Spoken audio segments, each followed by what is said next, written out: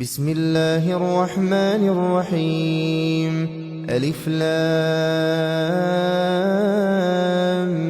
ميم. ذلك الكتاب لا ريب فيه هدى للمتقين الذين يؤمنون بالغيب ويقيمون الصلاة ومما رزقناهم ينفقون والذين يؤمنون بما أنزل إليك وما أنزل من قبلك وبالآخرة هم يوقنون أولئك على هدى من ربهم وأولئك هم المفلحون. إن الذين كفروا سواء عليهم أأنذرتهم أم لم تنذرهم لا يؤمنون. ختم الله على قلوبهم وعلى سمعهم وعلى أبصارهم غشاوة ولهم عذاب عظيم. ومن الناس من يقول آمنا بالله وباليوم الآخر وما هم بمؤمنين يخادعون الله والذين آمنوا وما يخدعون إلا أنفسهم وما يشعرون. في قلوبهم مرض فزادهم الله مرضا ولهم عذاب أليم بما كانوا يكذبون. وإذا قيل لهم لا تفسدوا في الأرض قالوا إنما نحن مصلحون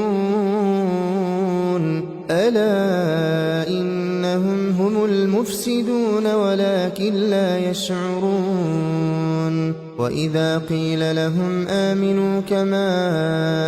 آمن الناس قالوا أنؤمن كما آمن السفهاء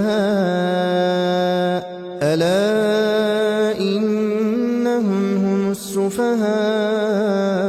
ولكن لا يعلمون.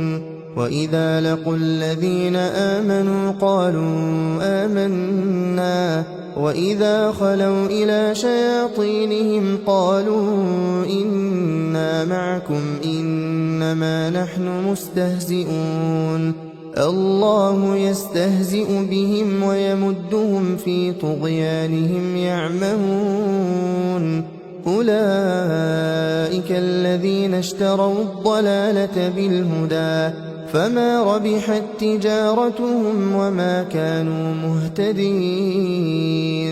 مثلهم كمثل الذي استوقد نارا فلما أضاءت ما حوله ذهب الله بنورهم وتركهم في ظلمات لا يبصرون. صم بكم عمي فهم لا يرجعون. أو كصيب من السماء فيه ظلمات ورعد وبرق يجعلون أصابعهم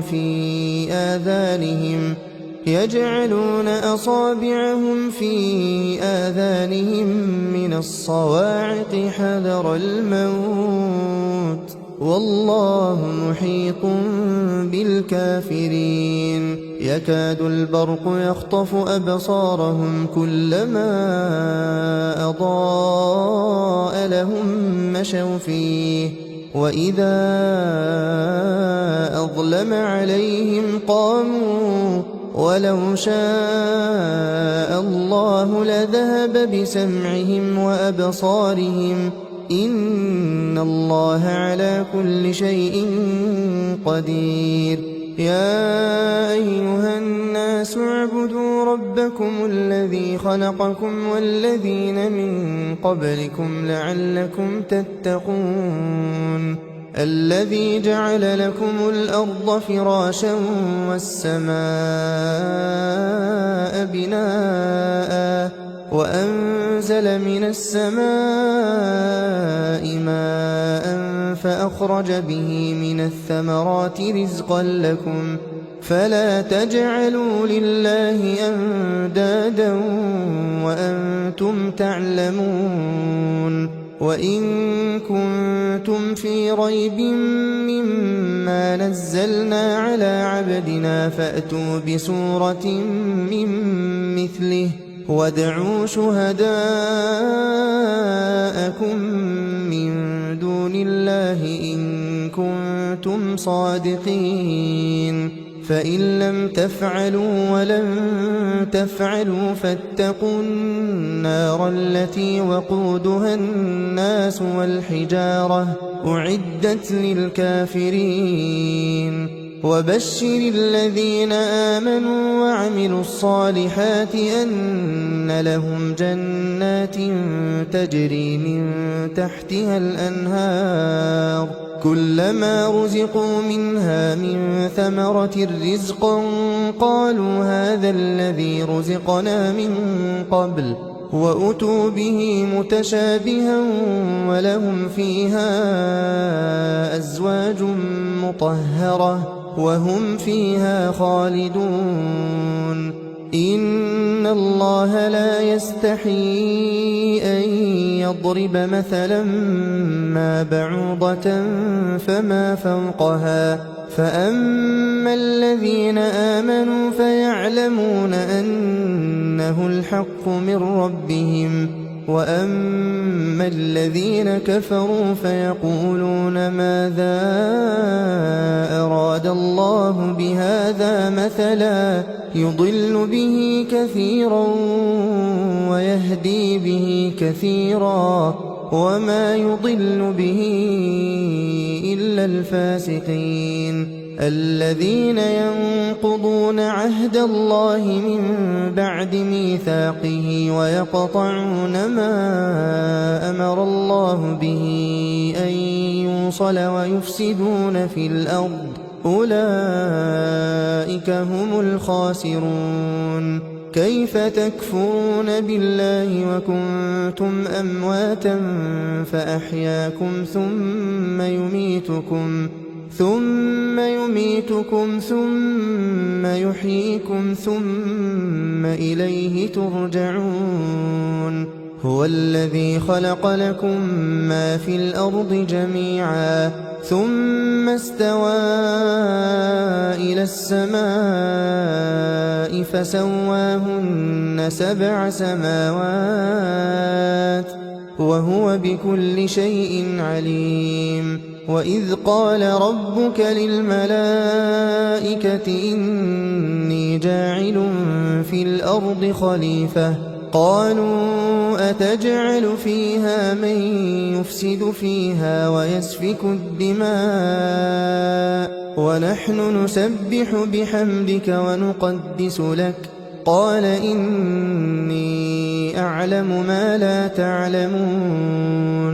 وعلم آدم الأسماء كلها ثم عرضهم على الملائكة فقال أنبئوني بأسماء هؤلاء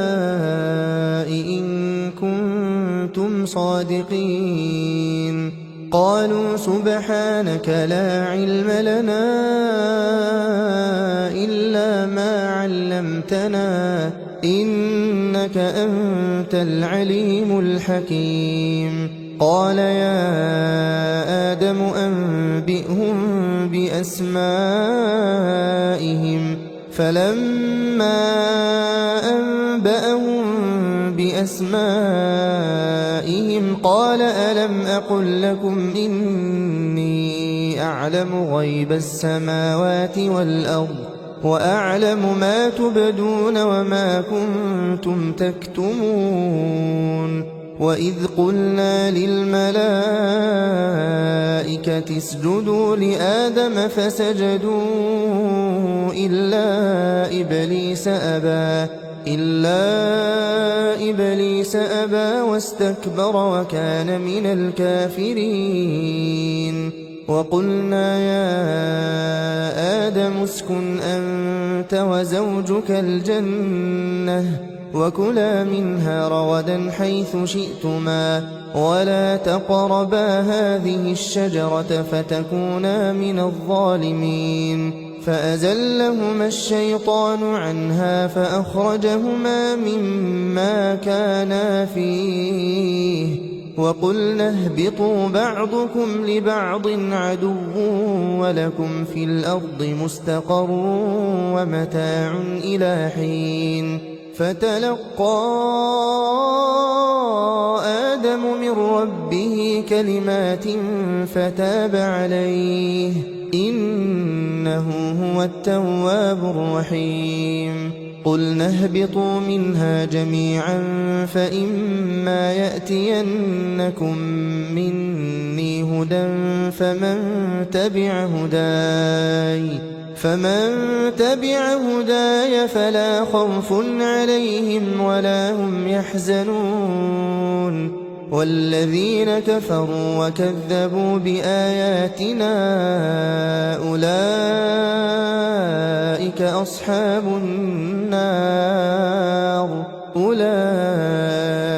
أصحاب النار هم فيها خالدون يا بني إسرائيل اذكروا نعمتي التي أنعمت عليكم وأوفوا بعهدي أوف بعهدكم وإياي فارهبون وآمنوا بما أنزلت مصدقا لما معكم ولا تكونوا أول كافر به ولا تشتروا بآياتي ثمنا قليلا وإياي فاتقون ولا تلبسوا الحق بالباطل وتكتموا الحق وأنتم تعلمون وأقيموا الصلاة وآتوا الزكاة واركعوا مع الراكعين أتأمرون الناس بالبر وتنسون أنفسكم وأنتم تتلون الكتاب أفلا تعقلون واستعينوا بالصبر والصلاة وإنها لكبيرة إلا على الخاشعين الذين يظنون أنهم ملاقو ربهم وأنهم إليه راجعون يا بني إسرائيل اذكروا نعمتي التي أنعمت عليكم وأني فضلتكم على العالمين واتقوا يوما لا تجزي نفس عن نفس شيئا ولا يقبل منها شفاعة ولا يؤخذ منها عدل ولا هم ينصرون وإذ نجيناكم من آل فرعون يسومونكم سوء العذاب يذبحون أبناءكم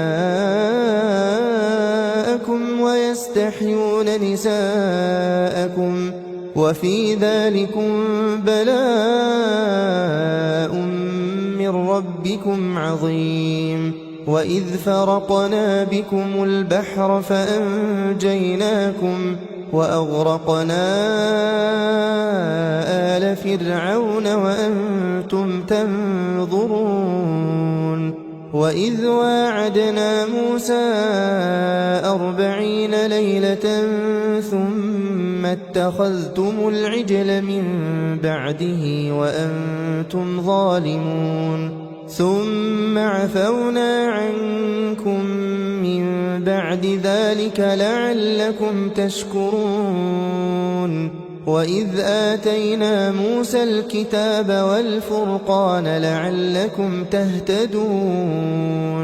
وإذ قال موسى لقومه يا قوم إنكم ظلمتم أنفسكم باتخاذكم العجل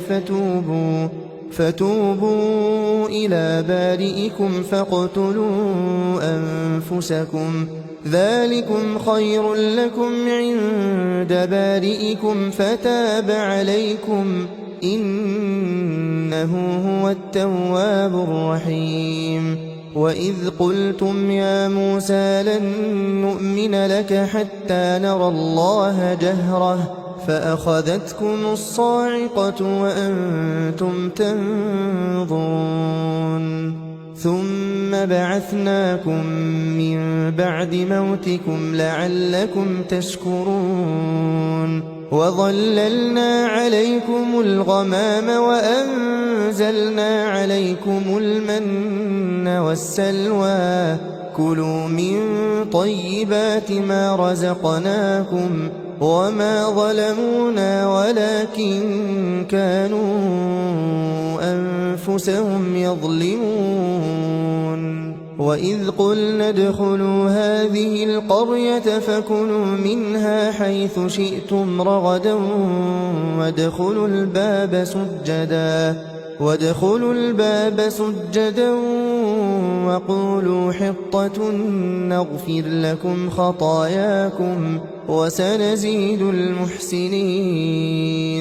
فبدل الذين ظلموا قولا غير الذي قيل لهم فأنزلنا على الذين ظلموا رجزا من السماء بما كانوا يفسقون وإذ استسقى موسى لقومه فقلنا اضرب بعصاك الحجر فانفجرت منه 12 عينا قد علم كل أناس مشربهم كلوا واشربوا من رزق الله ولا تعثوا في الأرض مفسدين وإذ قلتم يا موسى لن نصبر على طعام واحد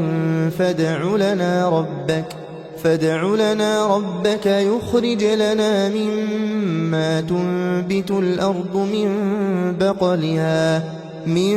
بقلها وقثائها وفومها وعدسها وبصلها قال أتستبدلون الذي هو أدنى بالذي هو خير اهبطوا مصرا فإن لكم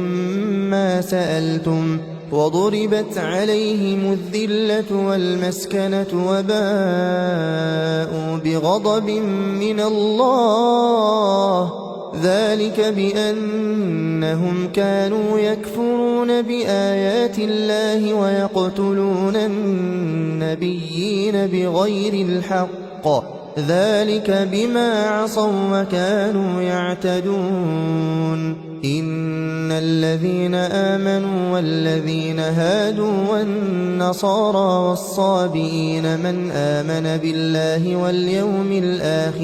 من آمن بالله واليوم الآخر وعمل صالحا فلهم أجرهم عند ربهم ولا خوف عليهم ولا هم يحزنون وإذ أخذنا ميثاقكم ورفعنا فوقكم الطور خذوا ما آتيناكم بقوة واذكروا ما فيه لعلكم تتقون ثم توليتم من بعد ذلك فلولا فضل الله عليكم ورحمته لكنتم من الخاسرين ولقد علمتم الذين اعتدوا منكم في السبت فقلنا لهم كونوا قردة خاسئين فجعلناها نكالا لما بين يديها وما خلفها وموعظة للمتقين وإذ قال موسى لقومه إن الله يأمركم أن تذبحوا بقرة قالوا أتتخذنا هزوا قال أعوذ بالله أن أكون من الجاهلين قالوا ادع لنا ربك يبين لنا ما هي قال إنه يقول إنها بقرة لا فارض ولا بكر عوان بين ذلك فافعلوا ما تؤمرون قالوا ادع لنا ربك يبين لنا ما لونها قال إنه يقول إنها بقرة صفراء فاقع لونها تسر الناظرين قالوا ادع لنا ربك يبين لنا ما هي إن البقرة شابه علينا وإنا إن شاء الله لمهتدون قال إنه يقول إنها بقرة لا ذلول تثير الأرض ولا تسقي الحرث مسلمة لا شية فيها قالوا الآن جئت بالحق فذبحوها وما كادوا يفعلون وإذ قتلتم نفسا فادارأتم فيها والله مخرج ما كنتم تكتمون فقلنا اضربوه ببعضها كذلك يحيي الله الموتى ويريكم آياته لعلكم تعقلون ثم قست قلوبكم من بعد ذلك فهي كالحجارة أو أشد قسوة وإن من الحجارة لما يتفجر منه الأنهار وإن منها لما يشقق فيخرج منه الماء وإن منها لما يهبط من خشية الله وما الله بغافل عما تعملون أفتطمعون أن يؤمنوا لكم وقد كان فريق منهم يسمعون كلام الله ثم يحرفونه من بعد ما عقلوه وهم يعلمون وإذا لقوا الذين آمنوا قالوا آمنا وإذا خلا بعضهم إلى بعض قالوا أتحدثونهم بما فتح الله عليكم ليحاجوكم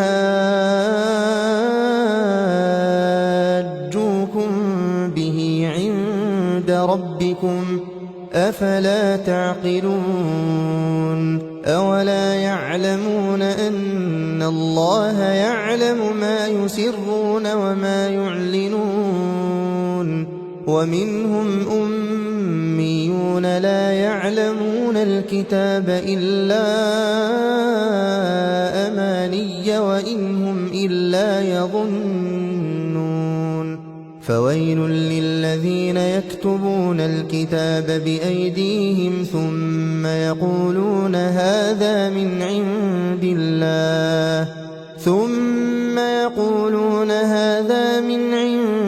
الله ليشتروا به ثمنا قليلا فويل لهم مما كتبت أيديهم وويل لهم مما يكسبون وقالوا لن تمسنا النار إلا أياما معدودة قل أتخذتم عند الله عهدا فلن يخلف الله عهده أم تقولون على الله ما لا تعلمون بلى من كسب سيئة وأحاطت به خطيئته فأولئك أصحاب النار هم فيها خالدون والذين آمنوا وعملوا الصالحات أولئك أصحاب الجنة هم فيها خالدون وإذ أخذنا ميثاق بني إسرائيل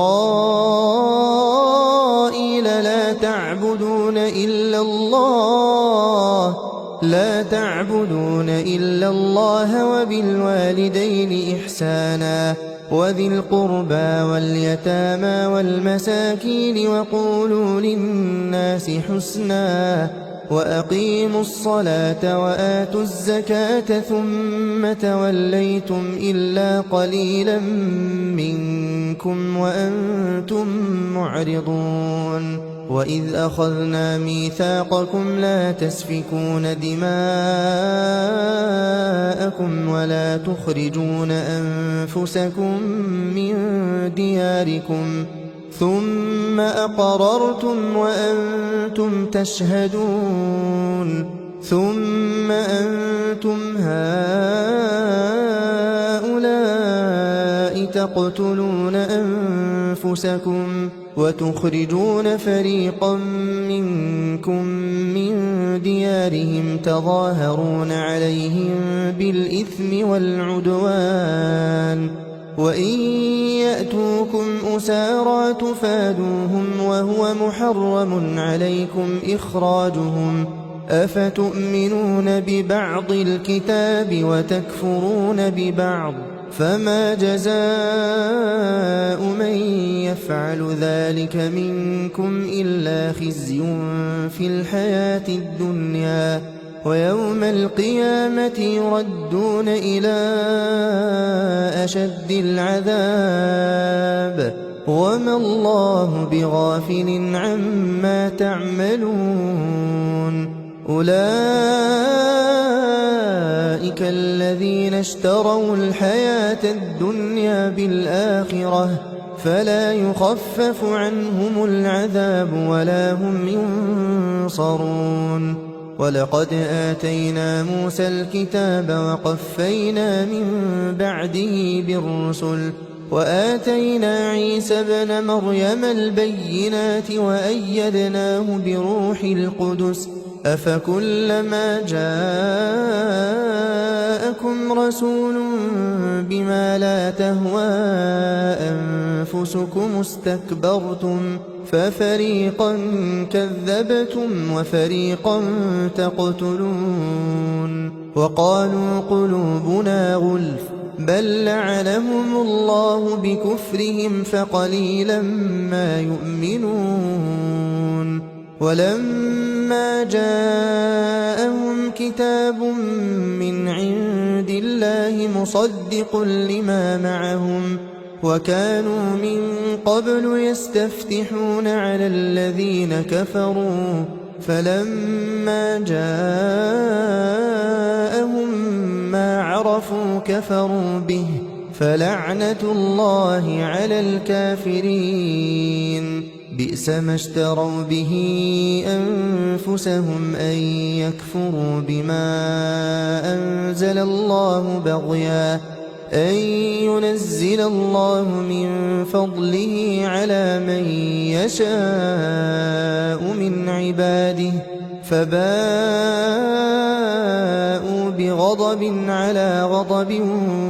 وللكافرين عذاب مهين وإذا قيل لهم آمنوا بما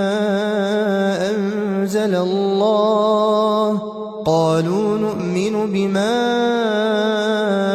أنزل علينا ويكفرون بما وراءه وهو الحق مصدقا لما معهم قل فلم تقتلون أنبياء الله من قبل إن كنتم مؤمنين ولقد جاءكم موسى بالبينات ثم اتخذتم العجل من بعده وأنتم ظالمون وإذ أخذنا ميثاقكم ورفعنا فوقكم الطور خذوا ما آتيناكم بقوة واسمعوا قالوا سمعنا وعصينا وأشربوا في قلوبهم العجل بكفرهم قل بئس ما يأمركم به إيمانكم إن كنتم مؤمنين قل إن كانت لكم الدار الآخرة عند الله خالصة من دون الناس فتمنوا الموت إن كنتم صادقين ولن يتمنوه أبدا بما قدمت أيديهم والله عليم بالظالمين ولتجدنهم أحرص الناس على حياة ومن الذين أشركوا يود أحدهم لو يعمر 1000 سنة وما هو بمزحزحه من العذاب أن يعمر والله بصير بما يعملون قل من كان عدوا لجبريل فإنه نزله على قلبك بإذن الله مصدقا لما بين يديه وهدى وبشرى للمؤمنين من كان عدوا لله وملائكته ورسله وجبريل وميكال فإن الله عدو للكافرين ولقد أنزلنا إليك آيات بينات وما يكفر بها إلا الفاسقون أوكلما عاهدوا عهدا نبذه فريق منهم بل أكثرهم لا يؤمنون ولما جاءهم رسول من عند الله مصدق لما معهم نبذ فريق من الذين أوتوا الكتاب كتاب الله وراء ظهورهم نبذ فريق من الذين أوتوا الكتاب كتاب الله وراء ظهورهم كأنهم لا يعلمون واتبعوا ما تتلو الشياطين على ملك سليمان وما كفر سليمان ولكن الشياطين كفروا يعلمون الناس السحر وما أنزل على الملكين ببابل هاروت وماروت وما يعلمان من أحد حتى يقولا إنما نحن فتنة فلا تكفر فيتعلمون منهما ما يفرقون به بين المرء وزوجه وما هم بضارين به من أحد إلا بإذن الله ويتعلمون ما يضرهم ولا ينفعهم ولقد علموا لمن اشتراه ما له في الآخرة من خلاق ولبئس ما شروا به أنفسهم لو كانوا يعلمون ولو أنهم آمنوا واتقوا لمثوبة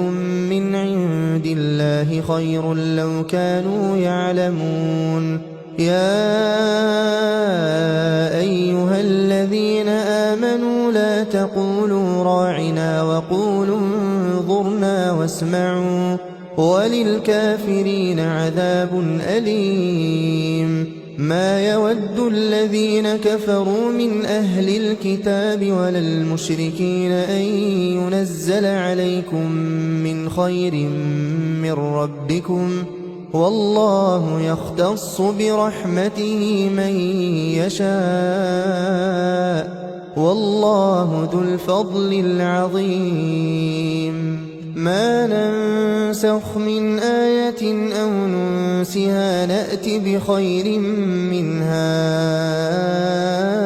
أو مثلها ألم تعلم أن الله على كل شيء قدير ألم تعلم أن الله له ملك السماوات والأرض وما لكم من دون الله من ولي ولا نصير أم تريدون أن تسألوا رسولكم كما سئل موسى من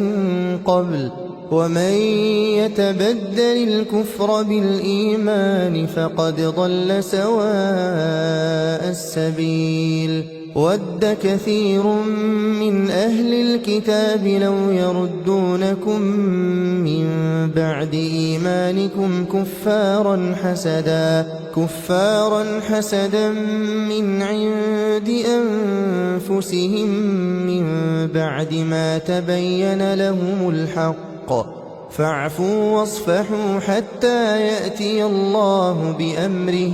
إن الله على كل شيء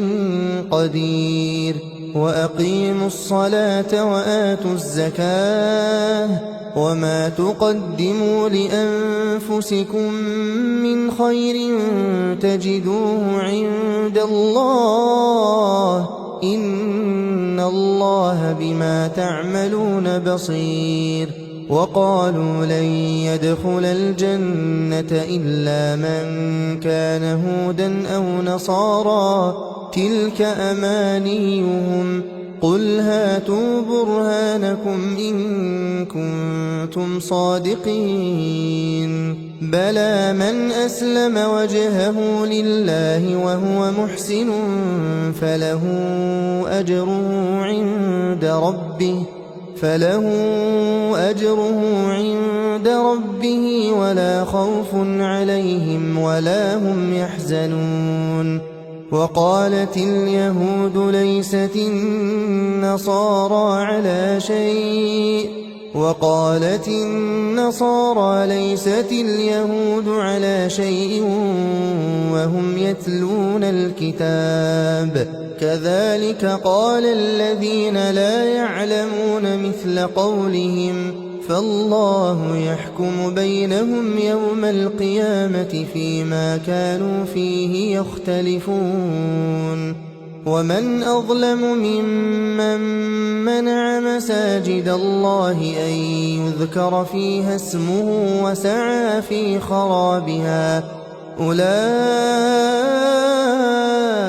ما كان لهم أن يدخلوها إلا خائفين لهم في الدنيا خزي ولهم في الآخرة عذاب عظيم ولله المشرق والمغرب فأينما تولوا فثم وجه الله إن الله واسع عليم وقالوا اتخذ الله ولدا سبحانه بل له ما في السماوات والأرض كل له قانتون بديع السماوات والأرض وإذا قضى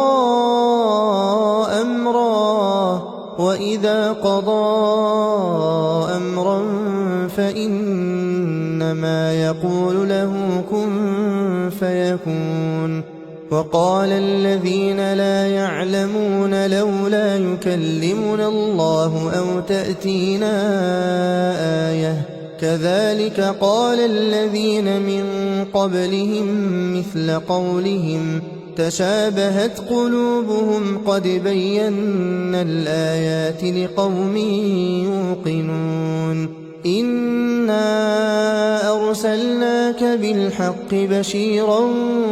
ونذيرا ولا تسأل عن أصحاب الجحيم ولن ترضى عنك اليهود ولا النصارى حتى تتبع ملتهم قل إن هدى الله هو الهدى ولئن اتبعت أهواءهم بعد الذي جاءك من العلم ما لك من الله من ولي ولا نصير الذين آتيناهم الكتاب يتلونه حق تلاوته أولئك يؤمنون به ومن يكفر به فأولئك هم الخاسرون يا بني إسرائيل اذكروا نعمتي التي أنعمت عليكم وأني فضلتكم على العالمين واتقوا يوما لا تجزي نفس عن نفس شيئا ولا يقبل منها عدل ولا تنفعها شفاعة ولا هم ينصرون وإذ ابتلى إبراهيم ربه بكلمات فأتمهن قال إني جاعلك للناس إماما قال ومن ذريتي قال لا ينال عهد الظالمين وإذ جعلنا البيت مثابة للناس وأمنا واتخذوا من مقام إبراهيم مصلى وعهدنا إلى إبراهيم وإسماعيل أن طهرا بيتي للطائفين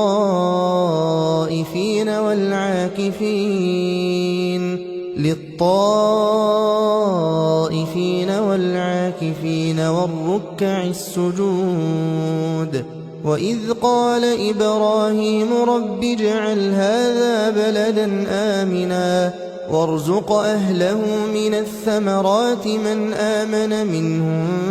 بالله واليوم الآخر قال ومن كفر فأمتعه قليلا ثم أضطره إلى عذاب النار وبئس المصير وإذ يرفع إبراهيم القواعد من البيت وإسماعيل ربنا تقبل منا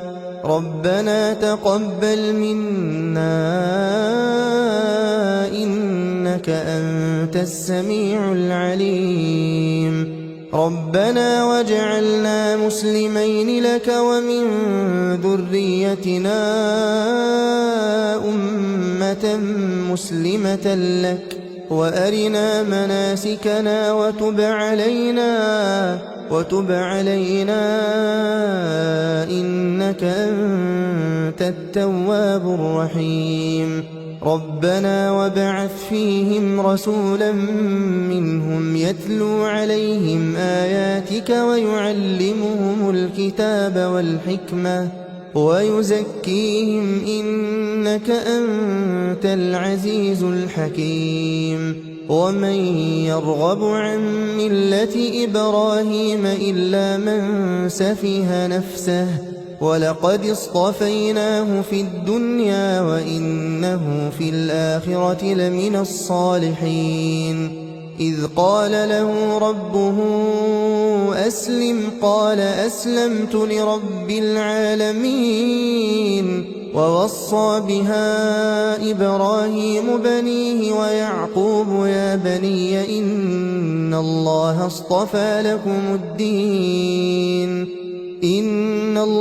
اصطفى لكم الدين فلا تموتن إلا وأنتم مسلمون أم كنتم شهداء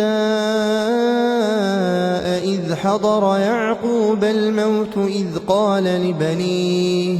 إذ قال لبنيه ما تعبدون من بعدي قالوا نعبد إلهك وإله آبائك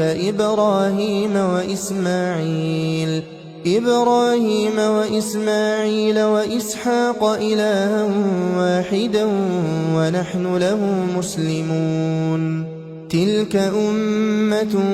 قد خلت لها ما كسبت ولكم ما كسبتم ولا تسألون عما كانوا يعملون وقالوا كونوا هودا أو نصارى تهتدوا قل بل ملة إبراهيم حنيفا وما كان من المشركين قولوا آمنا بالله وما أنزل إلينا وما أنزل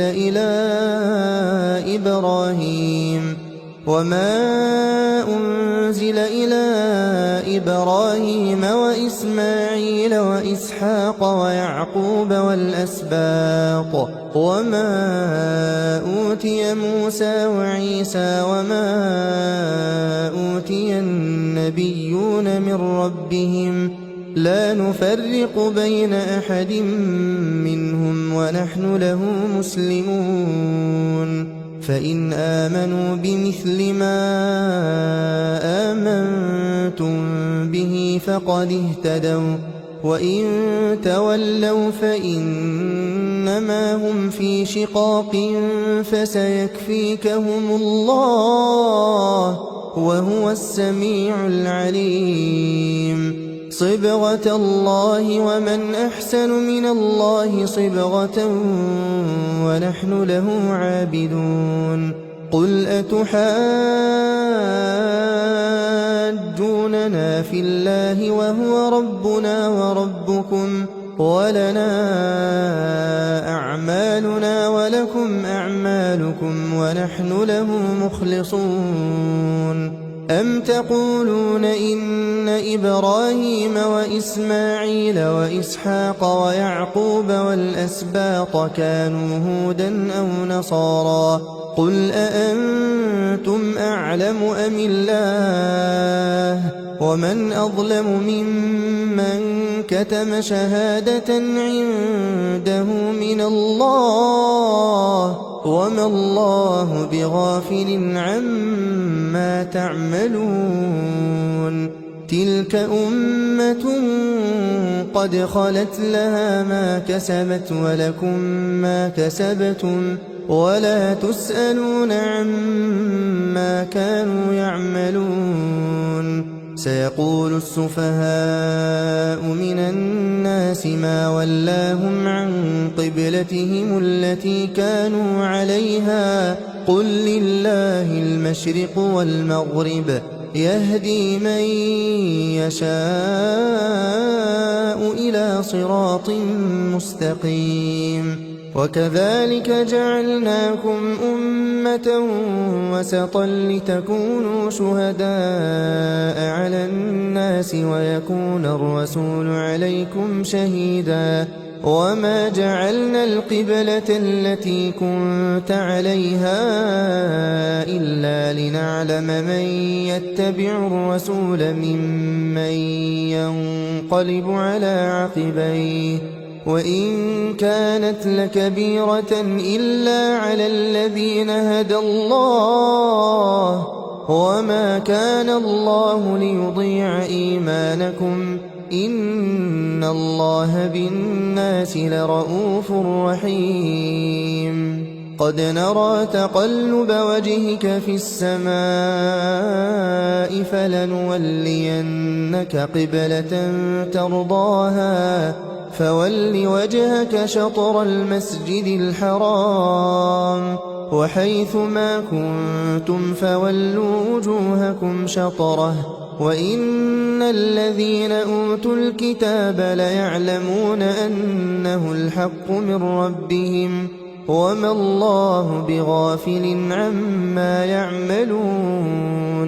ولئن أتيت الذين أوتوا الكتاب بكل آية ما تبعوا قبلتك وما أنت بتابع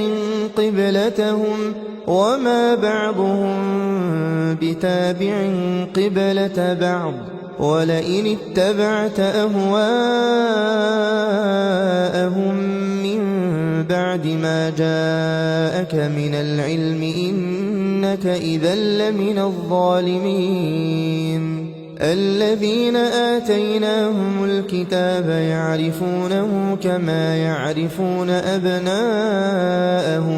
وإن فريقا منهم ليكتمون الحق وهم يعلمون الحق من ربك فلا تكونن من الممترين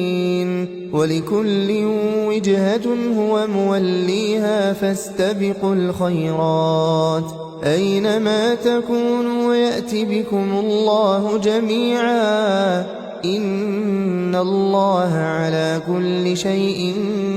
قدير ومن حيث خرجت فول وجهك شطر المسجد الحرام وإنه للحق من ربك وما الله بغافل عما تعملون ومن حيث خرجت فول وجهك شطر المسجد الحرام وحيث ما كنتم فولوا وجوهكم شطره لئلا يكون للناس عليكم حجة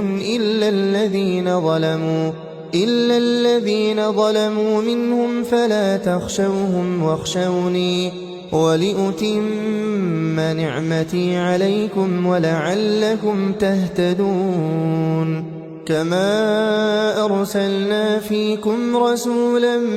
منكم يتلو عليكم آياتنا ويزكيكم ويعلمكم الكتاب والحكمة ويعلمكم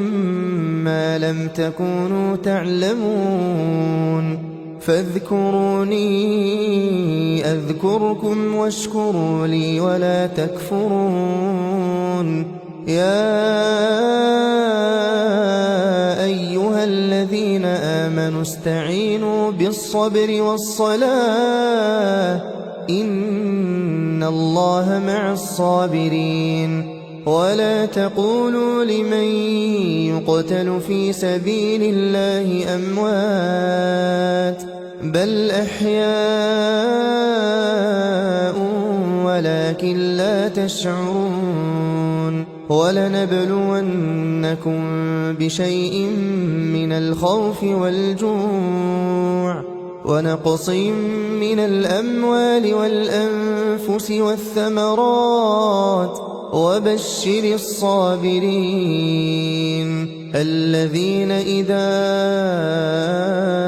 أصابتهم مصيبة قالوا إنا لله وإنا إليه راجعون أولئك عليهم صلوات من ربهم ورحمة وأولئك هم المهتدون إن الصفا والمروة من شعائر الله فمن حج البيت أو اعتمر فلا جناح عليه أن يطوف بهما ومن تطوع خيرا فإن الله شاكر عليم إن الذين يكتمون ما أنزلنا من البينات والهدى من بعد ما بيناه للناس في الكتاب أولئك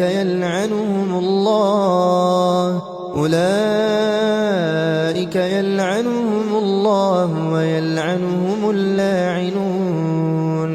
إلا الذين تابوا وأصلحوا وبينوا فأولئك أتوب عليهم وأنا التواب الرحيم إن الذين كفروا وماتوا وهم كفار أولئك عليهم لعنة الله والملائكة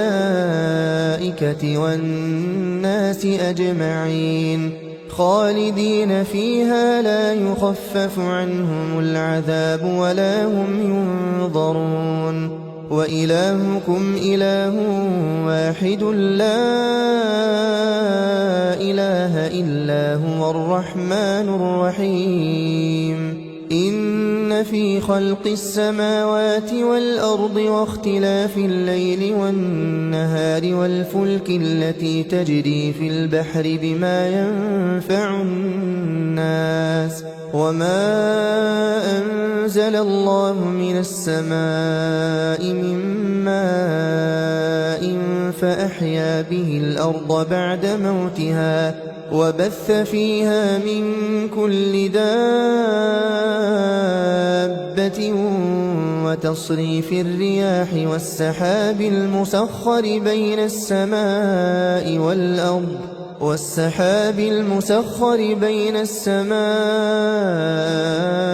والأرض لآيات لقوم يعقلون ومن الناس من يتخذ من دون الله أندادا يحبونهم كحب الله والذين آمنوا أشد حبا لله ولو يرى الذين ظلموا إذ يرون العذاب أن القوة لله جميعا وأن الله شديد العذاب إذ تبرأ الذين اتبعوا من الذين اتبعوا ورأوا العذاب وتقطعت بهم الأسباب وقال الذين اتبعوا لو أن لنا كرة فنتبرأ منهم كما تبرأوا منا كذلك يريهم الله أعمالهم حسرات عليهم وما هم بخارجين من النار يا أيها الناس كلوا مما في الأرض حلالا طيبا ولا تتبعوا خطوات الشيطان إنه لكم عدو مبين إنما يأمركم بالسوء والفحشاء وأن تقولوا على الله ما لا تعلمون وإذا قيل لهم اتبعوا ما أنزل الله قالوا بل نتبع ما ألفينا عليه آباءنا أولو كان آباؤهم لا يعقلون شيئا ولا يهتدون ومثل الذين كفروا كمثل الذي ينعق بما لا يسمع إلا دعاء ونداء صم بكم عمي فهم لا يعقلون يا أيها الذين آمنوا كلوا من طيبات ما رزقناكم واشكروا لله إن كنتم إياه تعبدون إنما حرم عليكم الميتة والدم ولحم الخنزير وما أهل به لغير الله فمن اضطر غير باغ ولا عاد فلا إثم عليه إن الله غفور رحيم إن الذين يكتمون ما أنزل الله من الكتاب ويشترون به ثمنا قليلا أولئك ما يأكلون في بطونهم إلا النار ولا يكلمهم الله يوم القيامة ولا يزكيهم ولهم عذاب أليم أولئك الذين اشتروا الضلالة بالهدى والعذاب بالمغفرة فما أصبرهم على النار ذلك بأن الله نزل الكتاب بالحق وإن الذين اختلفوا في الكتاب لفي شقاق بعيد ليس البر أن تولوا وجوهكم قبل المشرق والمغرب ولكن البر من آمن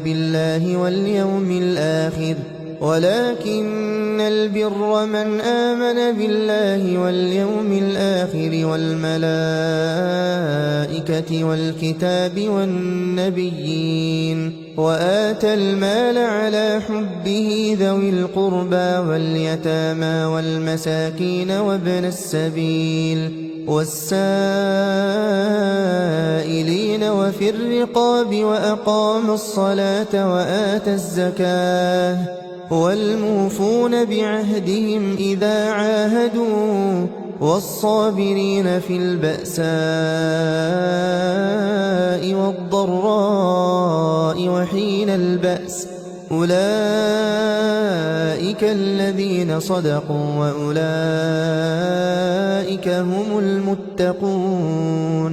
يا أيها الذين آمنوا كتب عليكم القصاص في القتلى الحر بالحر والعبد بالعبد والأنثى بالأنثى فمن عفي له من أخيه شيء فاتباع بالمعروف وأداء إليه بإحسان ذلك تخفيف من ربكم ورحمة فمن اعتدى بعد ذلك فله عذاب أليم ولكم في القصاص حياة يا أولي الألباب لعلكم تتقون كتب عليكم إذا حضر أحدكم الموت إن ترك خيرا الوصية للوالدين والأقربين بالمعروف حقا على المتقين فمن بدله بعدما سمعه فإنما إثمه على الذين يبدلونه إن الله سميع عليم فمن خاف من موص جنفا أو إثما فأصلح بينهم فلا إثم عليه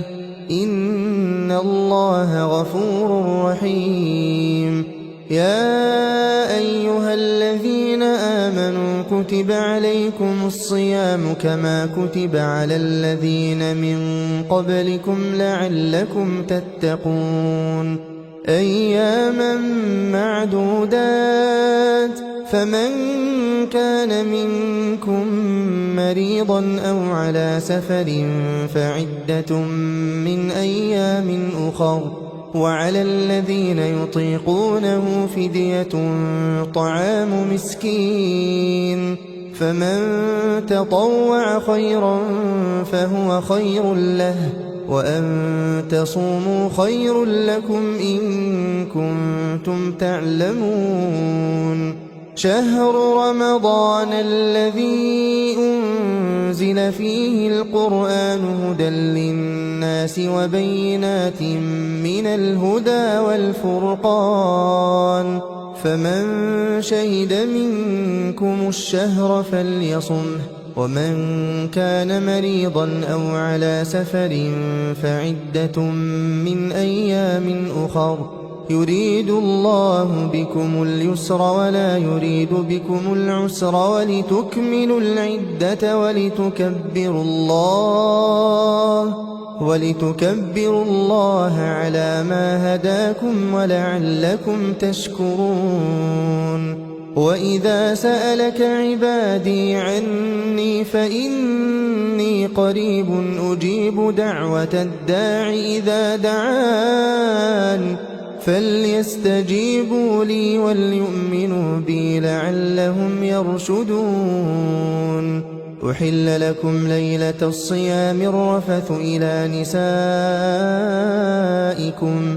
هن لباس لكم وأنتم لباس لهن علم الله أنكم كنتم تختانون أنفسكم فتاب عليكم وعفى عنكم فالآن باشروهن وابتغوا ما كتب الله لكم وكلوا واشربوا حتى يتبين لكم الخيط الأبيض من الخيط الأسود من الفجر ثم أتموا الصيام إلى الليل ولا تباشروهن وأنتم عاكفون في المساجد تلك حدود الله فلا تقربوها كذلك يبين الله آياته للناس لعلهم يتقون ولا تأكلوا أموالكم بينكم بالباطل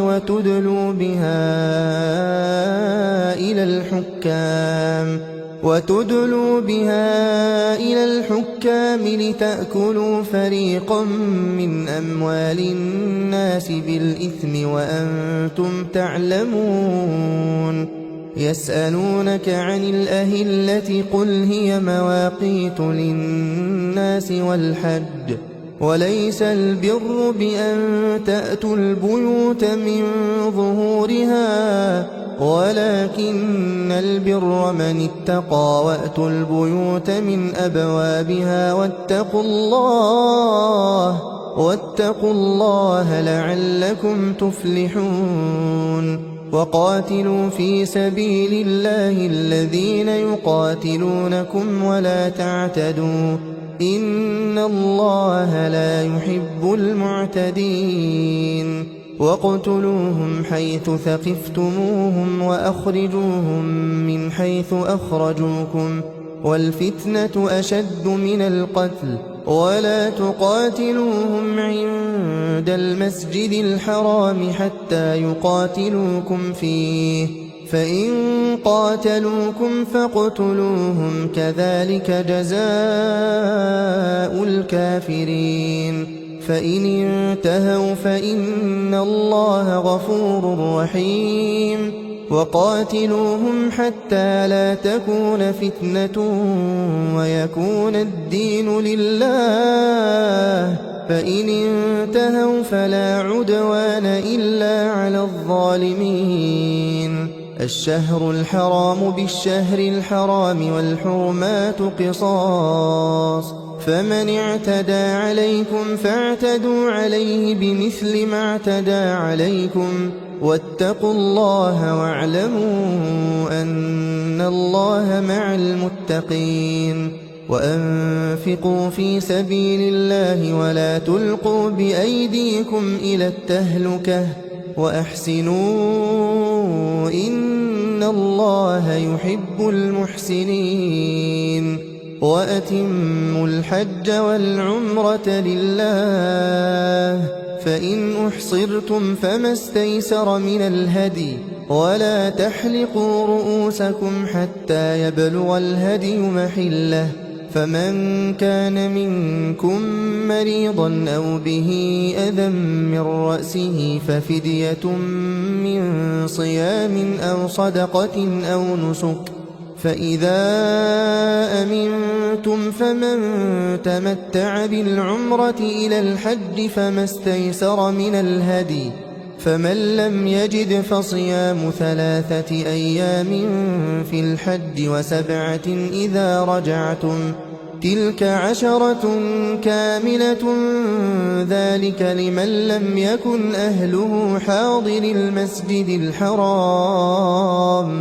واتقوا الله واعلموا أن الله شديد العقاب الحج أشهر معلومات فمن فرض فيهن الحج فلا رفث ولا فسوق ولا جدال في الحج وما تفعلوا من خير يعلمه الله وتزودوا فإن خير الزاد التقوى واتقون يا أولي الألباب. ليس عليكم جناح أن تبتغوا فضلا من ربكم، فإذا أفضتم من عرفات فاذكروا الله عند المشعر الحرام، واذكروه كما هداكم وإن كنتم من قبله لمن الضالين.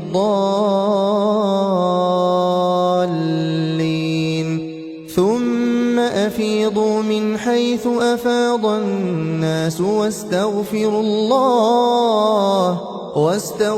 الله إن الله غفور رحيم. فإذا قضيتم مناسككم فاذكروا الله كذكركم آباءكم أو أشد ذكرا. فمن الناس من يقول ربنا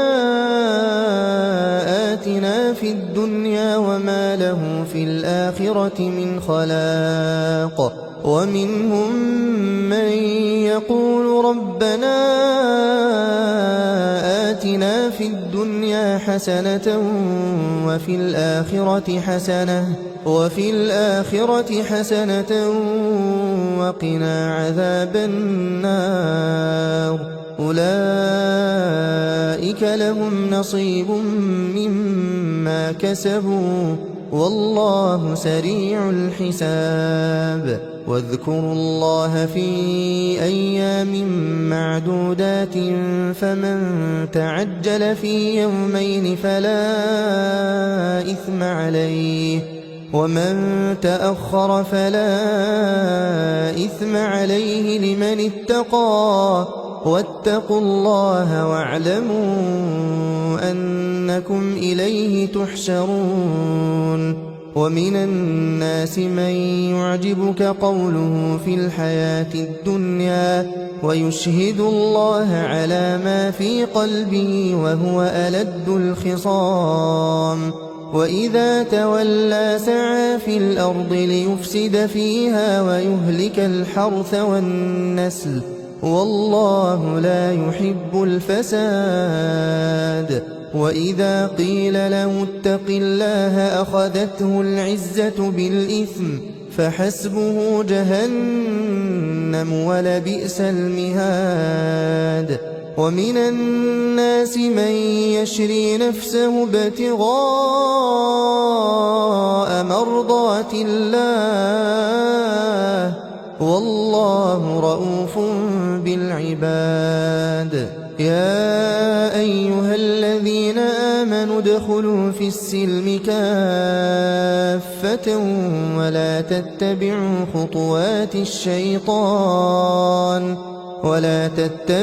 خطوات الشيطان إنه لكم عدو مبين. فإن زللتم من بعد ما جاءتكم البينات فاعلموا أن الله عزيز حكيم. هل ينظرون إلا أن يأتيهم الله في ظلل من الغمام والملائكة وقضي الأمر وإلى الله ترجع الأمور. سل بني إسرائيل كم آتيناهم من آية بينة ومن يبدل نعمة الله من بعد ما جاءته فإن الله شديد العقاب. زين للذين كفروا الحياة الدنيا ويسخرون من الذين آمنوا والذين اتقوا فوقهم يوم القيامة والله يرزق من يشاء بغير حساب. كان الناس أمة واحدة فبعث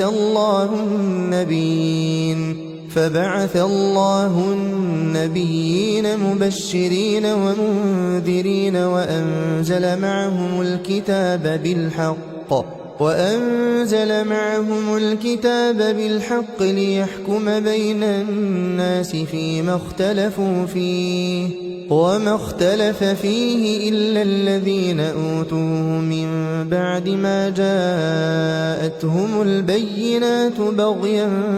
بينهم فهدى الله الذين آمنوا لما اختلفوا فيه من الحق بإذنه والله يهدي من يشاء إلى صراط مستقيم. أم حسبتم أن تدخلوا الجنة ولما يأتكم مثل الذين خلوا من قبلكم مستهم البأساء والضراء وزلزلوا حتى يقول الرسول والذين آمنوا معه متى نصر الله ألا إن نصر الله قريب. يسألونك ماذا ينفقون قل ما أنفقتم من خير فللوالدين والأقربين واليتامى والمساكين وابن السبيل وما تفعلوا من خير فإن الله به عليم. كتب عليكم القتال وهو كره لكم وعسى أن تكرهوا شيئا وهو خير لكم وعسى أن تحبوا شيئا وهو شر لكم والله يعلم وأنتم لا تعلمون. يسألونك عن الشهر الحرام قتال فيه قل قتال فيه كبير وصد عن سبيل الله وكفر به والمسجد الحرام وإخراج أهله منه أكبر عند الله والفتنة أكبر من القتل ولا يزالون يقاتلونكم حتى يردوكم عن دينكم إن استطاعوا ومن يرتدد منكم عن دينه فيمت وهو كافر فأولئك حبطت أعمالهم في الدنيا والآخرة وأولئك أصحاب النار هم فيها خالدون. إن الذين آمنوا والذين هاجروا وجاهدوا في سبيل الله أولئك يرجون رحمة الله والله غفور رحيم. يسألونك عن الخمر والميسر قل فيهما إثم كبير ومنافع للناس وإثمهما أكبر من نفعهما ويسألونك ماذا ينفقون قل العفو كذلك يبين الله لكم الآيات لعلكم تتفكرون في الدنيا والآخرة. ويسألونك عن اليتامى قل إصلاح لهم خير وإن تخالطوهم فإخوانكم والله يعلم المفسد من المصلح ولو شاء الله لأعنتكم إن الله عزيز حكيم. ولا تنكحوا المشركات حتى يؤمن ولأمة مؤمنة خير من مشركة ولو أعجبتكم ولا تنكحوا المشركين حتى يؤمنوا ولعبد مؤمن خير من مشرك ولو أعجبكم أولئك يدعون إلى النار والله يدعو إلى الجنة والمغفرة بإذنه ويبين آياته للناس لعلهم يتذكرون. ويسألونك عن المحيض قل هو أذى فاعتزلوا النساء في المحيض ولا تقربوهن حتى يطهرن فإذا تطهرن فأتوهن من حيث أمركم الله إن الله يحب التوابين ويحب المتطهرين نساؤكم حرث لكم فأتوا حرثكم أنى شئتم وقدموا لأنفسكم واتقوا الله واعلموا أنكم ملاقوه وبشر المؤمنين ولا تجعلوا الله عرضة لأيمانكم أن تبروا وتتقوا وتصلحوا بين الناس والله سميع عليم لا يؤاخذكم الله باللغو في أيمانكم ولكن يؤاخذكم بما كسبت قلوبكم والله غفور حليم للذين يؤلون من نسائهم تربص 4 أشهر فإن فاءوا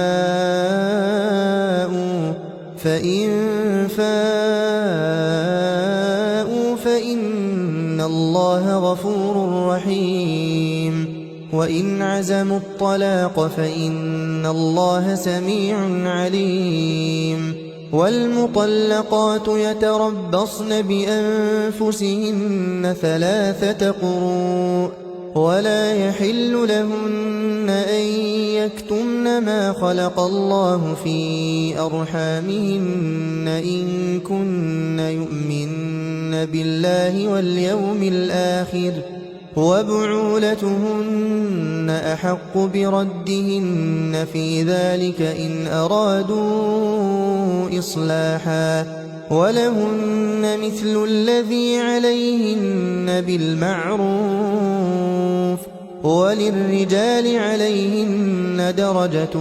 والله عزيز حكيم الطلاق 2 فإمساك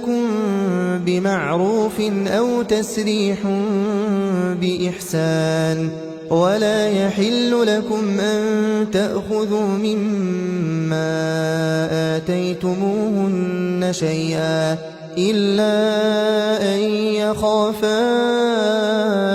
ألا يقيما حدود الله فإن خفتم ألا يقيما حدود الله فلا جناح عليهما فيما افتدت به تلك حدود الله فلا تعتدوها ومن يتعد حدود الله فأولئك هم الظالمون فإن طلقها فلا تحل له من بعد حتى تنكح زوجا غيره فإن طلقها فلا جناح عليهما أن يتراجعا إن ظنا أن يقيما حدود الله وتلك حدود الله يبينها لقوم يعلمون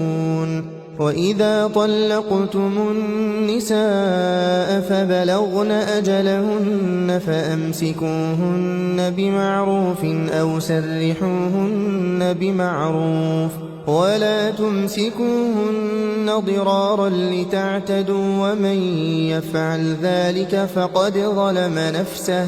ولا تتخذوا آيات الله هزوا واذكروا نعمة الله عليكم وما أنزل عليكم من الكتاب والحكمة يعظكم به واتقوا الله واعلموا أن الله بكل شيء عليم وإذا طلقتم النساء فبلغن أجلهن فلا تعضلوهن أن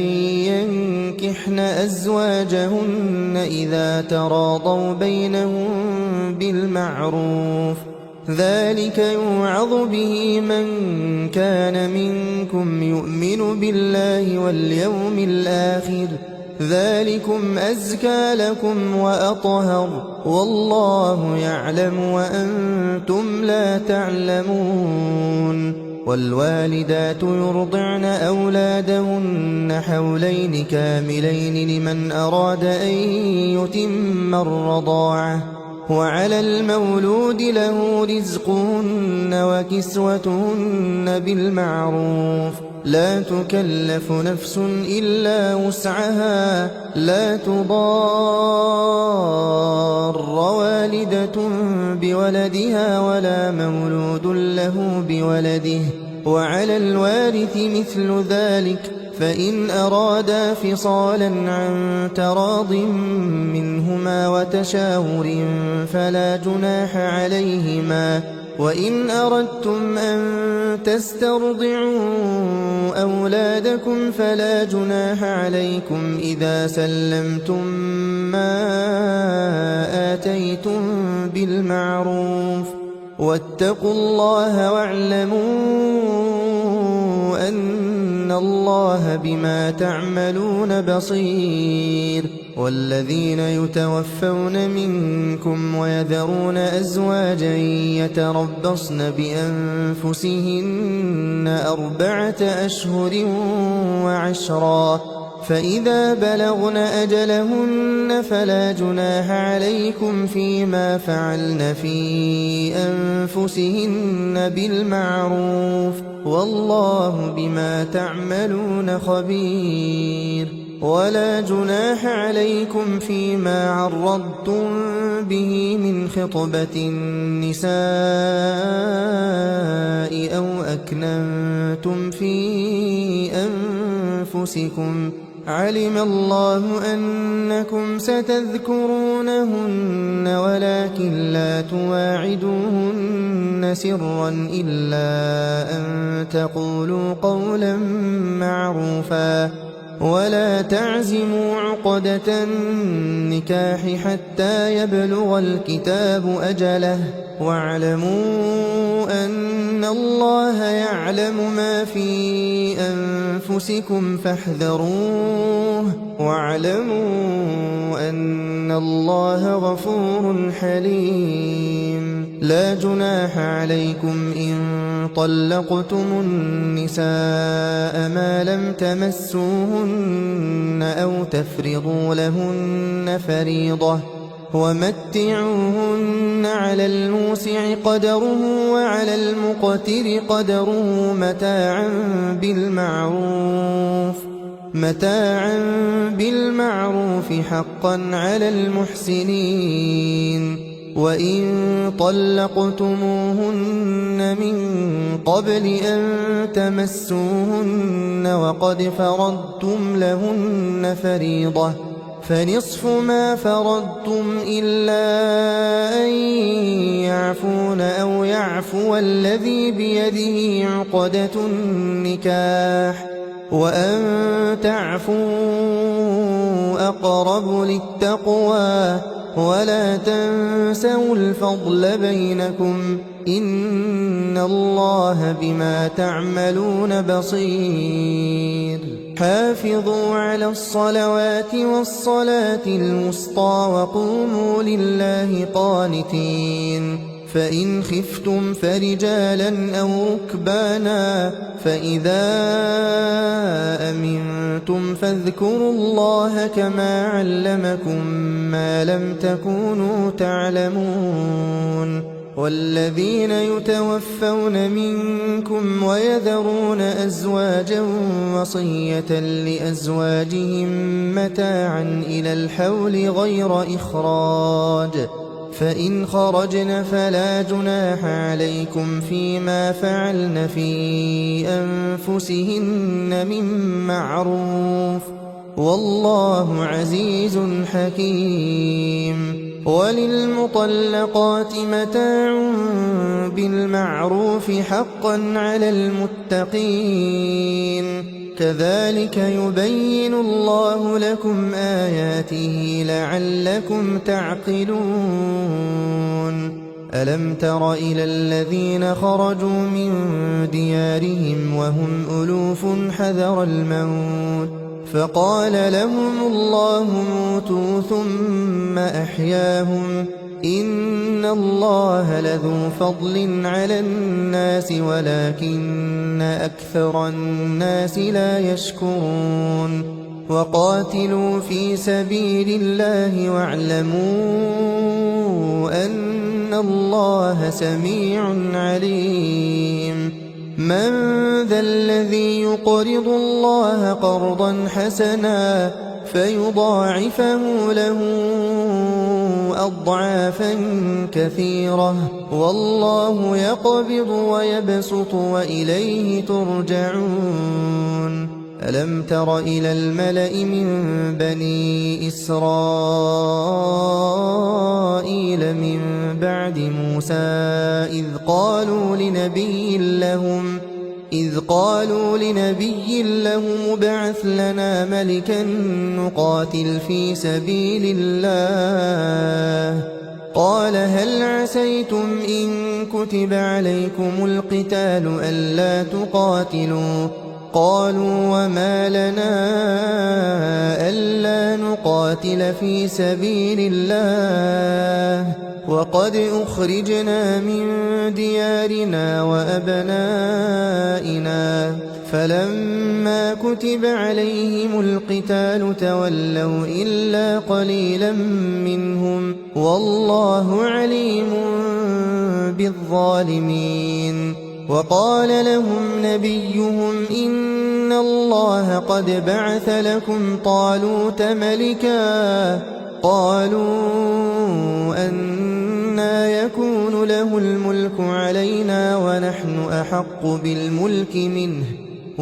أحق بالملك منه ولم يؤت سعة من المال قال إن الله اصطفاه عليكم وزاده بسطة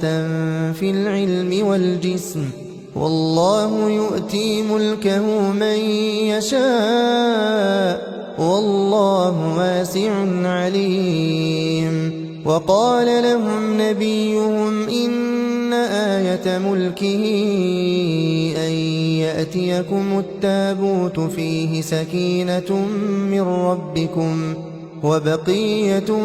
مما ترك آل موسى وآل هارون تحمله الملائكة إن في ذلك لآية لكم إن كنتم مؤمنين فلما فصل طالوت بالجنود قال إن الله مبتليكم بنهر فمن شرب منه فليس مني ومن لم يطعمه فإنه مني إلا من اغترف غرفة بيده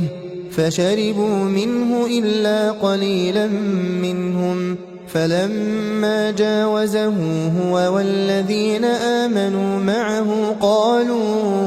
قالوا لا طاقة لنا اليوم بجالوت وجنوده قال الذين يظنون أنهم ملاقو الله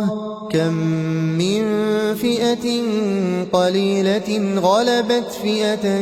كثيرة بإذن الله والله مع الصابرين ولما برزوا لجالوت وجنوده قالوا ربنا أفرغ علينا صبرا وثبت أقدامنا وانصرنا على القوم الكافرين فهزموهم بإذن الله وقتل داود جالوت وآتاه الله الملك والحكمة وعلمه مما يشاء ولولا دفع الله الناس بعضهم ببعض لفسدت الأرض ولكن الله ذو فضل على العالمين تلك آيات الله نتلوها عليك بالحق وإنك لمن المرسلين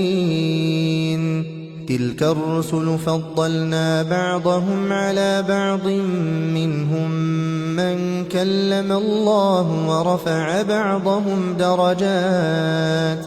وآتينا عيسى ابن مريم البينات وأيدناه بروح القدس ولو شاء الله ما اقتتل الذين من بعدهم من بعد ما جاءتهم البينات ولكن اختلفوا فمنهم من آمن ومنهم من كفر ولو شاء الله ما اقتتلوا ولكن الله يفعل ما يريد يا أيها الذين آمنوا أنفقوا مما رزقناكم من قبل أن يأتي يوم لا بيع فيه ولا خلة ولا شفاعة والكافرون هم الظالمون الله لا إله إلا هو الحي القيوم لا تأخذه سنة ولا نوم له ما في السماوات وما في الأرض من ذا الذي يشفع عنده إلا بإذنه يعلم ما بين أيديهم وما خلفهم ولا يحيطون بشيء من علمه إلا بما شاء وسع كرسيه السماوات والأرض ولا يئوده حفظهما وهو العلي العظيم لا إكراه في الدين قد تبين الرشد من الغي فمن يكفر بالطاغوت ويؤمن بالله فقد استمسك بالعروة الوثقى لا انفصام لها والله سميع عليم الله ولي الذين آمنوا يخرجهم من الظلمات إلى النور والذين كفروا أولياؤهم الطاغوت يخرجونهم من النور إلى الظلمات أولئك أصحاب النار هم فيها خالدون ألم تر إلى الذي حاج إبراهيم في ربه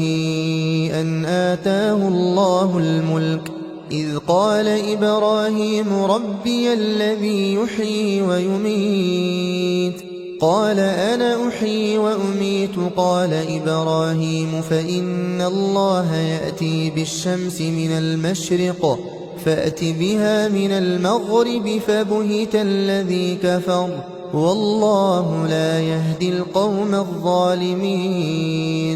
أو كالذي مر على قرية وهي خاوية على عروشها قال أنى يحيي هذه الله بعد موتها فأماته الله 100 عام ثم بعثه قال كم لبثت قال لبثت يوما أو بعض يوم قال بل لبثت 100 عام فانظر إلى طعامك وشرابك لم يتسنه وانظر إلى حمارك ولنجعلك آية للناس وانظر إلى العظام كيف ننشزها ثم نكسوها لحما فلما تبين له قال أعلم أن الله على كل شيء قدير وإذ قال إبراهيم رب أرني كيف تحيي الموتى قال أولم تؤمن قال بلى ولكن ليطمئن قلبي قال فخذ 4 من الطير فصرهن إليك ثم اجعل على كل جبل منهن جزءا ثم ادعهن يأتينك سعيا واعلم أن الله عزيز حكيم مثل الذين ينفقون أموالهم في سبيل الله كمثل حبة أنبتت 7 سنابل في كل سنبلة 100 حبة والله يضاعف لمن يشاء والله واسع عليم الذين ينفقون أموالهم في سبيل الله ثم لا يتبعون ما أنفقوا منا ولا أذى لهم أجرهم عند ربهم ولا خوف عليهم ولا هم يحزنون قول معروف ومغفرة خير من صدقة يتبعها أذى والله غني حليم يا أيها الذين آمنوا لا تبطلوا صدقاتكم بالمن والأذى كالذي ينفق ماله رئاء الناس ولا يؤمن بالله واليوم الآخر فمثله كمثل صفوان عليه تراب فأصابه وابل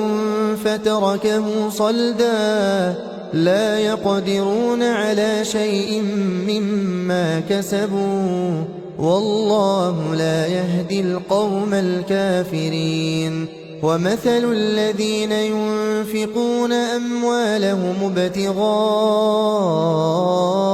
مرضات الله وتثبيتا من أنفسهم كمثل جنة بربوة أصابها وابل فآتت أكلها ضعفين فإن لم يصبها وابل فطل والله بما تعملون بصير أيود أحدكم أن تكون له جنة من نخيل وأعناب تجري من تحتها الأنهار له فيها من كل الثمرات وأصابه الكبر وله ذرية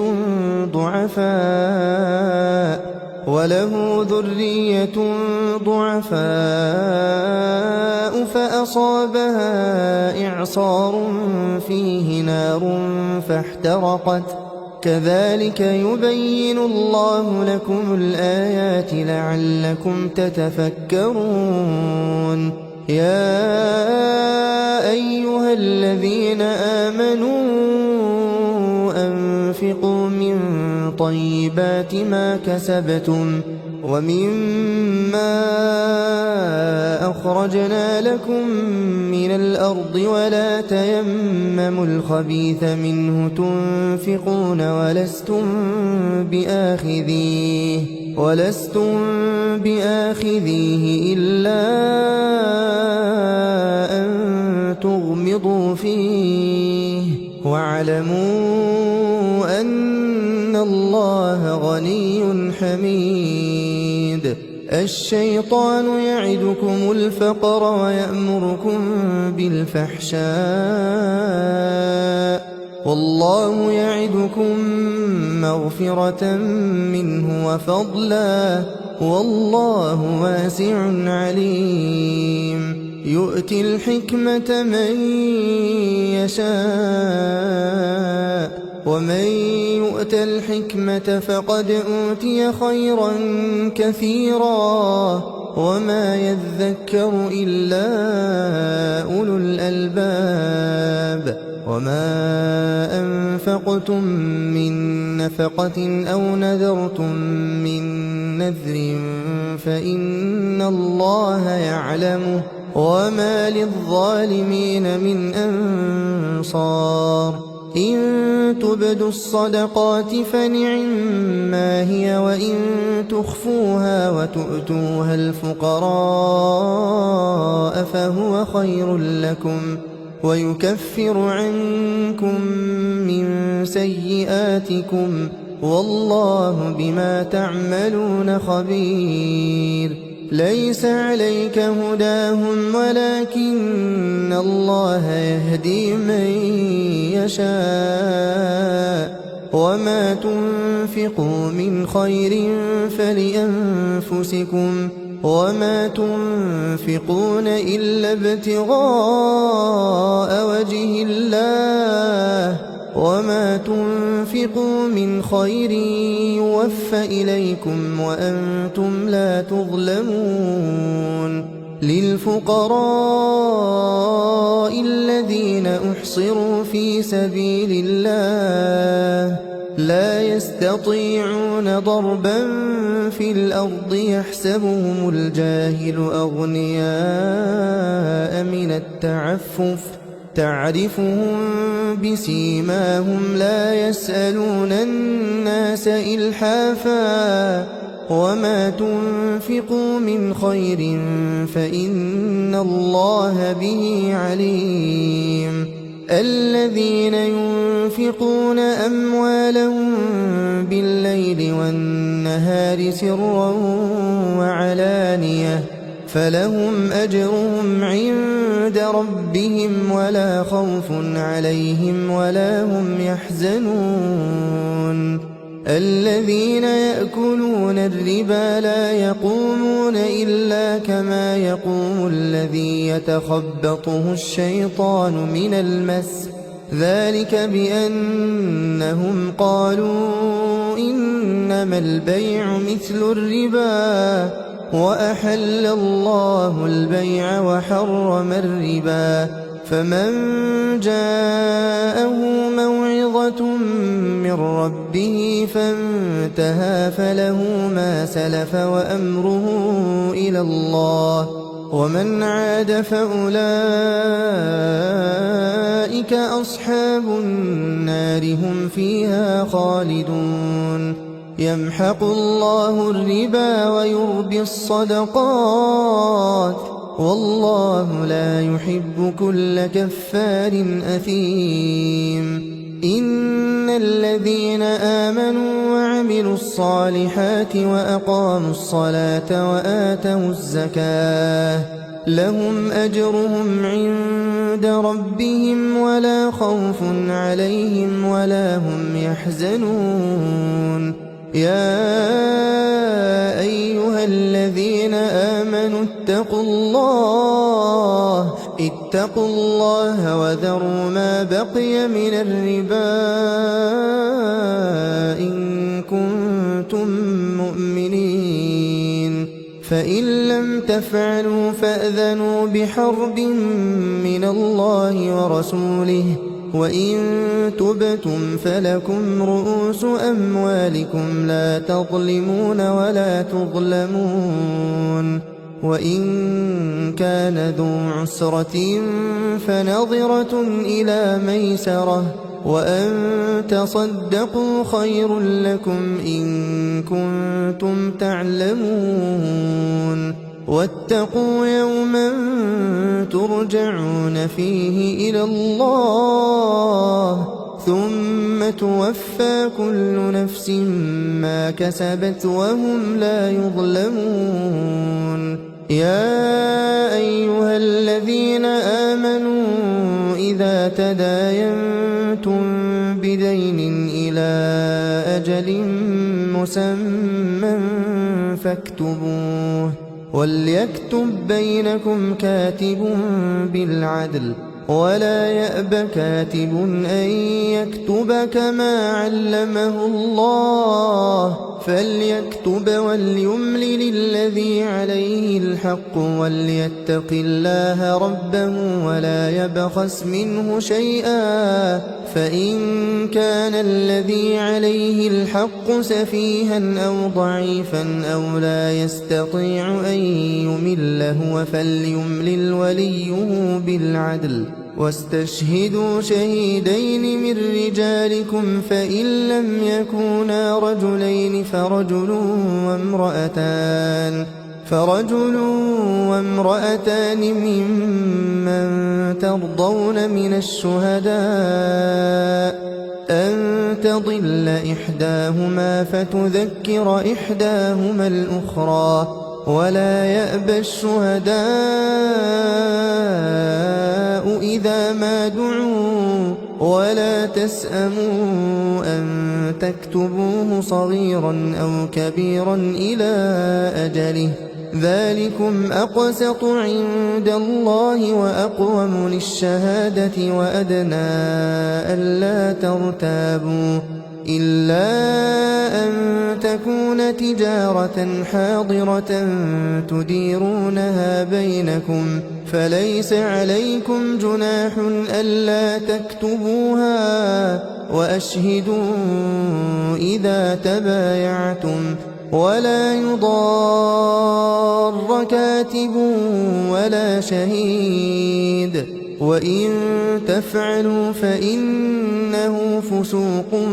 بكم، واتقوا الله ويعلمكم الله والله بكل شيء عليم. وإن كنتم على سفر ولم تجدوا كاتبا فرهان مقبوضة، فإن أمن بعضكم بعضا فليؤدي الذي اؤتمن أمانته وليتق الله ربه ولا تكتموا الشهادة، ومن يكتمها فإنه آثم قلبه والله بما تعملون عليم. لله ما في السماوات وما في الأرض، وإن تبدوا ما في أنفسكم أو تخفوه يحاسبكم به الله فيغفر لمن يشاء ويعذب من يشاء، والله على كل شيء قدير. آمن الرسول بما أنزل إليه من ربه والمؤمنون كل آمن بالله وملائكته وكتبه ورسله لا نفرق بين أحد من رسله، وقالوا سمعنا وأطعنا غفرانك ربنا وإليك المصير. لا يكلف الله نفسا إلا وسعها، لها ما كسبت وعليها ما اكتسبت. ربنا لا تؤاخذنا إن نسينا أو أخطأنا، ربنا ولا تحمل علينا إصرا كما حملته على الذين من قبلنا، ربنا ولا تحملنا ما لا طاقة لنا به واعف عنا واغفر لنا وارحمنا،